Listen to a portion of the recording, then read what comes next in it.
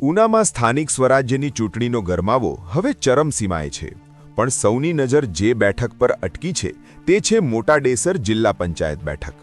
અહીં જંગ માત્ર પક્ષો વચ્ચે નથી, પણ વટ, વચન અને વેગનો છે.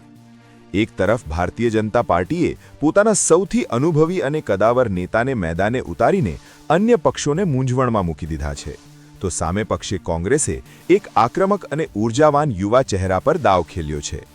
ભાજપના ઉમેદવારનો મોટા ડેસર જિલ્લા પંચાયત બેઠક પર આજ દિન સુધી દબદબો રહ્યો છે, પરંતુ આ લડાઈમાં સૌથી મોટો વળાંક ત્યારે આવ્યો જ્યારે બંને પક્ષોએ એક જ પરિવારના બે દિગ્ગજ ચહેરાઓ એટલે કે શિંગડ પરિવારના મોભીઓને આમને સામને લાવી દીધા છે.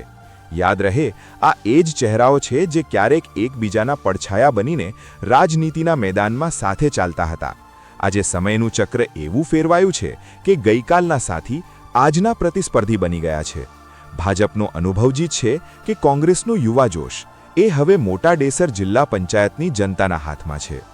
ગામડાની ગલીઓથી લઈને સોશિયલ મીડિયાના પ્લેટફોર્મ સુધી અત્યારે એક જ ચર્ચા છે, આ પાર કે પેલે પાર.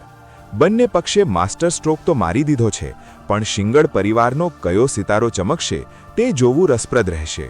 મારું નામ રૂડાભાઈ પૂનાભાઈ સિંગોડ. તમે જિલ્લા પંચાયત મોટા ડેસરમાં ઉમેદવારી કરી છે, શું કહેશો? હું ઉમેદવારનો પ્રતિનિધિ બોલું છું અને મોટા ડેસરમાં હું વર્ષોથી લડું છું અને એમાં સારા મતે જીતું છું. આ વખતે સારા મતે જીતીશ. કેટલા વર્ષોથી સક્રિય રાજકારણમાં છો? હું 1995થી જિલ્લા પંચાયતમાં છું. કેટલી ટર્મ સુધી તમે જિલ્લા પંચાયત ઉમેદવાર રહ્યા છો? હું 5 ટર્મ ઉમેદવાર રહ્યો છું. કેટલા ગામડાઓ આવે છે અને આ ગામડાઓમાં કોની પકડ વધુ છે, ભાજપ કોંગ્રેસ? પહેલાં સ્ટાર્ટમાં મારે 33 ગામ આવતા, 2-3 ટર્મ 33 ગામે હું લડેલો. એ પછી 18 ગામડા હવે જિલ્લા પંચાયતમાં આવતા. હવે 14 ગામ આવે છે. 14 ગામમાં હું તમને મતમાં જિલ્લા પંચાયતમાં સારી બહુમતી જીતું છું. શું કહેશો, આ વખતે ટક્કર લાગે છે? મને તો આમાં કંઈ ટક્કર જેવું તો નથી જ લાગતું. સામે ક્યાં પક્ષ છે ભાજપની સામે? ભાજપની સામે કોંગ્રેસ જ છે. આપની સામે એક યુવા શહેરો છે, શું કહેશો? એમાં કંઈ ફરક નથી પડતો. યુવા શહેરો છે એટલે એમાં કંઈ મને તો ફરક નથી પડતો, કારણ કે યુવા શહેરો અને અનુભવ મને આમાં તમને વાત 1995થી હું 3 વર્ષ તો સરપંચ 3 વખત તો સરપંચ રહી ગયો અને 1995થી જિલ્લા પંચાયતમાં છું. મને બહોળો અનુભવ હોય છે. ગયા વખતે તમે જિલ્લા પંચાયત ઉમેદવાર બન્યા હતા, સભ્ય જીતી પણ આવી ગયા હતા.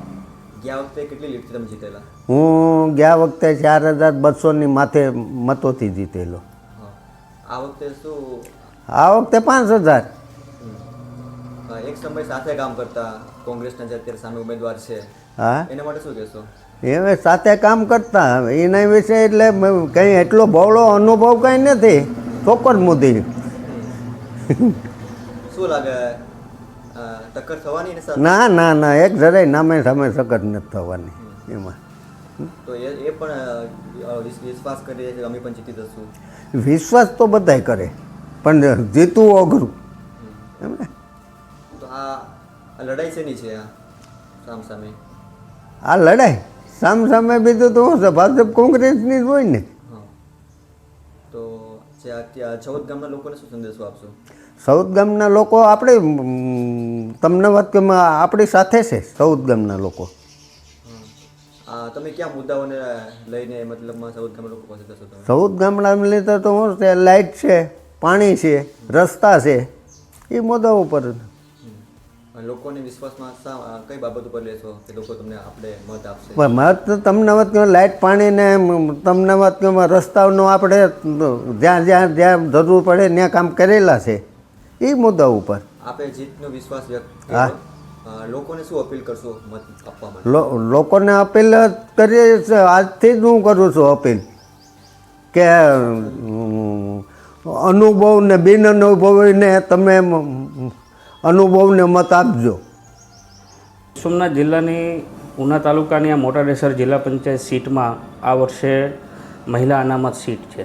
અને આ મહિલા અનામત સીટમાં મારા ઘરેથી જેઓ હાલ સરપંચ તરીકે પણ છે તેઓ દ્વારા ઉમેદવારી નોંધાવી છે. હું એનો પ્રતિનિધિ છું અને સંપૂર્ણપણે સંકલ્પ સાથે અમે રાજનીતિના મેદાનમાં ઉતર્યા છે અને સ્પષ્ટપણે અમે યુવાનોના મનમાં રાજ કરવાના છે, યુવાનો સુધી પહોંચવાના છે, સંકલ્પ લઈને જવાના છે. આવનારા સમયમાં ખૂબ જંગી બહુમતીથી વિજય થઈએ એવા દ્રઢ સંકલ્પ સાથે અમે મહેનત કરવાના છે. સંકલ્પ લઈને જવાના છો, એવા તો ક્યાં સંકલ્પ છે જે લોકો સુધી આપ પહોંચાડવાના છો?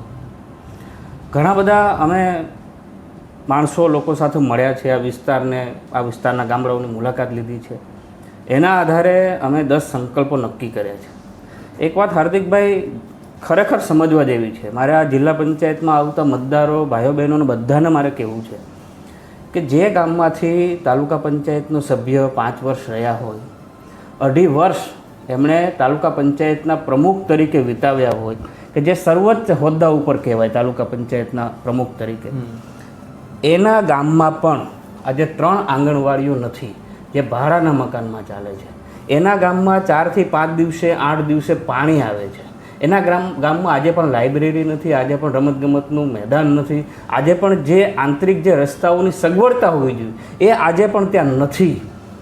આ બધા મુદ્દાઓ છે કે જે છેલ્લામાં છેલ્લા વ્યક્તિને સ્પર્શ કરે છે. આજે પણ શાળાઓમાં ક્યાંક ને ક્યાંક ઓરડાઓની ઘટ છે, ક્યાંક ને ક્યાંક શિક્ષકોની ઘટ છે, પૂરતી સુવિધાનો અભાવ છે, બાળકોને પૂરતું શિક્ષણ મળતું નથી. આ બધી જ પરિસ્થિતિઓને ધ્યાનમાં રાખીને અમે 10 સંકલ્પ કર્યા છે અને આ 10 સંકલ્પની પત્રિકાઓ બનાવીને દરેક મતદારોની ઘરે પહોંચાડીને અમે એક બાહેધારી આપવાના છે કે આ 10 સંકલ્પો ઉપર કામ ન કરી શક્યા આવનારા 5 વર્ષમાં તો 5 વર્ષ પછી જાહેર રાજનીતિને છોડી દઈશું. એટલે શું આપનું એવું કહેવું છે કે જે જિલ્લા પંચાયતના ગામડાઓ છે 14, એમાં રોડ, રસ્તા, પાણી, લાઇટમાં ક્યાંક ને કંઈક અસુવિધા છે, એવું આપનું કહેવું છે? સ્વાભાવિકપણે એ તો નજરની સામે છે. હું તમારી સામે આજે ખોટું બોલી શકું, પરંતુ ગામની જે પરિસ્થિતિ છે એ તો ખોટું નહીં બોલે. તમે કોઈ પણ ગામડાઓની વિઝિટ કરો તો આજે પણ નાથળમાં 3 આંગણવાડીઓ નથી, આજે પણ સાડેસરમાં 1 આંગણવાડી નથી. એવા તો ઘણા બધા ગામડાઓ છે. કેસરિયામાં પણ જે આંગણવાડી જે સારી સ્થિતિમાં હોવી જોઈએ એ સ્થિતિમાં આજે આંગણવાડી નથી. શાળા પણ જે સારી સ્થિતિમાં હોવી જોઈએ આંગણવાડી કે શાળાઓ ત્યાં સારી સ્થિતિમાં નથી. તો 14 ગામમાં જે આંગણવાડીનું બિલ્ડિંગ હોવું જોઈએ એ બિલ્ડિંગ આજે પણ નથી. આજે પણ તમે શાળાઓની વિઝિટ કરો તો ક્યાંક ને ક્યાંક સફાઈનો અભાવ હોય, ક્યાંક ને ક્યાંક ઓરડાનો અભાવ હોય, ક્યાંક ને ક્યાંક શિક્ષકોનો અભાવ હોય. તો જે વાતાવરણ મળવું જોઈએ આવનારા સમયમાં આપણે ભાવિ ભવિષ્ય કહીએ છીએ, ભારતનું ભવિષ્ય કહીએ છીએ, એવા બાળકોને જે શિક્ષણ મળવું જોઈએ તો એના માટે તો પૂરતી ભૌતિક સુવિધાનો અભાવ છે. અંતિમ સવાલ કરવો છે.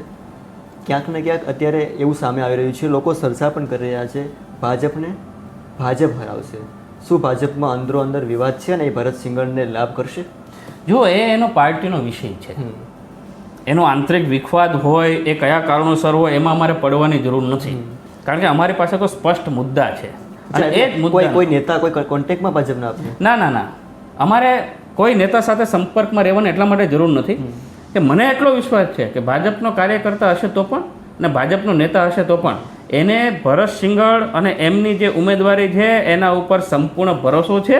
કોંગ્રેસ તો મત આપશે જ, પણ ભાજપના કાર્યકર્તાઓ નેતાઓ પણ આ જિલ્લા પંચાયતમાં મત આપશે અને 28 તારીખે તમને ખબર પડી જશે. ભરત સિંઘડ જીતે છે તો કેટલા હજારની લીડથી આ બેઠક જીતે? જો અમે કોઈ હવામાં વાતો નથી કરતા, પરંતુ અમે સ્પષ્ટ કહીએ છીએ કે 4 તાલુકા પંચાયતની સીટો ઉપર અમે પ્રબળ ઉમેદવારો ઉતાર્યા છે, શિક્ષિત ઉમેદવારો ઉતાર્યા છે કે જે લોકોની વચ્ચે રહે છે, અગાઉ પણ લોકો માટે કામ કર્યા છે.